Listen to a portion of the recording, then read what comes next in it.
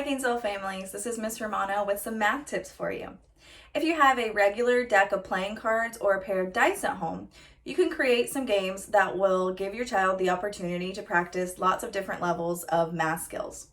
If you have a deck of cards, go ahead and remove all of the non-numbered cards and you can start practicing number recognition or number sense. You can face them up and put them in an array of 5 by 8 or 10 by 4, and you can play I Spy. For example, I spy a red number 8. Or you can have them face down and play a matching game.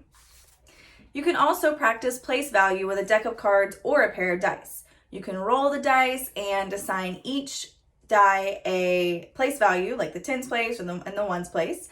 And if you roll a 3 and a 2, if the 3 is in the tens place and the 2 is in the ones place, then that child can recognize that the number is 32. With cards, you can make this a little bit more advanced. You can draw 2 cards to have the tens and ones place value, or you can do 3, 4, going through the thousands place, as advanced as the child can practice. The next skills you can practice are addition and multiplication. And again, this can be with cards or a pair of dice. You can draw 2 cards or roll the dice and then add or multiply, depending on which skill your child needs practice with.